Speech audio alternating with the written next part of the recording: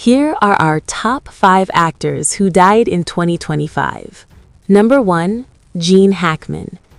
Gene Hackman's story begins in San Bernardino, California in 1930. A childhood marked by instability and silence. A father who left. A young boy learning early that life doesn't hand out comfort. That pain became his foundation, the quiet fire behind the eyes that would one day hold entire theaters still. He served in the Marines, worked odd jobs, and carried rejection like a daily companion. At the Pasadena Playhouse, his classmates voted him least likely to succeed. That humiliation became his engine. When he arrived on screen in Bonnie and Clyde, the audience could feel it, that raw truth no school can teach. He wasn't acting, he was remembering. Then came the French Connection, Popeye Doyle, angry, flawed, addicted to justice in all the wrong ways. It wasn't heroism we saw, it was obsession, and Hackman played it with such precision that it redefined what a movie cop could be. 2 Oscars followed, decades of roles that showed every shade of the human spirit: fear, pride, loneliness, grace. The Conversation, Hoosiers, Unforgiven, The Royal Tenenbaums. He made contradiction feel natural because he understood it. He lived it. And when he finally stepped away, he did it quietly. No farewell tour, no tears, just the dignity of a man who had said everything he needed to say. Gene Hackman passed in 2025 at the age of 95. What he left behind wasn't just a filmography, it was a standard, a reminder that truth on screen is timeless. Number 2, Bruce Glover. Bruce Glover lived in the shadows, and that's where he shone brightest. Born in Chicago in 1932, his sharp features and quiet menace made him unforgettable even when he said nothing at all. His craft was precise, controlled, and strange in the best way. In Diamonds Are Forever as Mr. Wint, he delivered one of the most unsettling villains in Bond history. Calm, elegant, yet deeply unnerving. It wasn't the kind of performance that shouted, it whispered and left a scar. Glover's career was built in the margins, guest roles, side parts, faces you recognize but can't forget why. Chinatown, Walking Tall, Mission Impossible.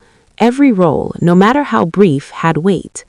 Off-screen, he became a teacher, a mentor, passing the craft to others, including his son, Crispin Glover, who carried the same fearless eccentricity forward. Bruce Glover passed away in March 2025 at 92. His was not a loud legacy, but it endures quietly. Proof that true presence doesn't need spotlight, only truth. Number 3, Val Kilmer. Val Kilmer's story was different. Born in Los Angeles in 1959, he was destined to burn bright. From Juilliard to the big screen, he carried an intensity that couldn't be contained.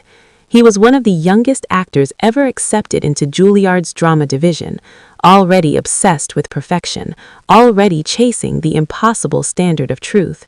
In 1986, he flew into history as Tom "Iceman" Kaczynski in Top Gun. Cool, sharp, untouchable. But that was only the beginning. He became Jim Morrison in The Doors, dissolving completely into the madness of rock and poetry. As Doc Holliday in Tombstone, he found the soul of a dying man with wit, venom, and grace. Then Batman, stoic and haunted in Batman Forever. He could move between gods and ghosts, always with that same relentless focus. But behind the screen, his life was a battle. Cancer stole his voice, the very thing that made him so commanding, and yet he refused to disappear.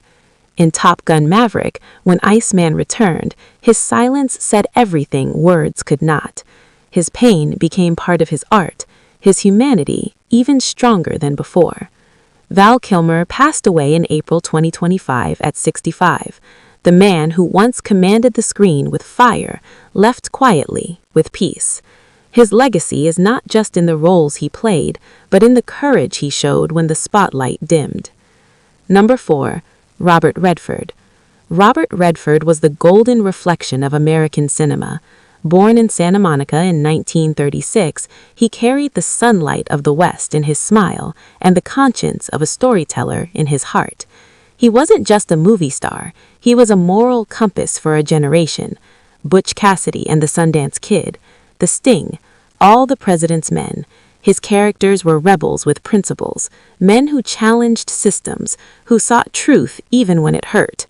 But Redford's genius didn't stop at acting. As a director, he gave the world Ordinary People, a film of quiet devastation that won him an academic award. And then he built something even greater, Sundance, a sanctuary for independent voices, a revolution for filmmakers who didn't fit the system. In this imagined farewell, we remember him as passing peacefully in September 2025 at 89. Whether fiction or prophecy, the feeling it honors is real. Robert Redford changed cinema not through power, but through purpose. His influence is everywhere, in every independent story that dares to be true. Number 5. James Ransone. James Ransone's light burned differently. Born in Baltimore in 1979, he was never the polished star. He was raw nerve and open wound. The kind of actor who didn't act, he confessed. In The Wire as Ziggy Saboka, he captured youthful desperation so real it hurt to watch. In Sinister and It Chapter 2, his fear was never theatrical, it was lived. You could feel the pulse behind every hesitation. He specialized in the broken, the anxious, the quietly collapsing souls most actors avoid. But off-screen, the pain was real. Mental health battles followed him, invisible but relentless. And in December 2025, that struggle ended. He was 46. His death was ruled a suicide, a devastating reminder that understanding pain does not protect you from it. Yet even in tragedy, his art remains, because what Ransone gave us wasn't comfort, it was honesty. And that honesty, like his performances, will never fade. These men shared no single style, no single generation, but they were united by one thing: truth. Each in his own way showed what acting could be when stripped of ego, when driven by discipline and heart. They taught us that greatness isn't loud, it's patient. It's carved from failure, from silence, from the courage to reveal what others hide. And though their stories ended in 2025, their spirits remain, flickering in dark theaters, whispering through old film reels, living in the faces of those who still believe in the sacred power of storytelling. Because time does not erase greatness. It remembers.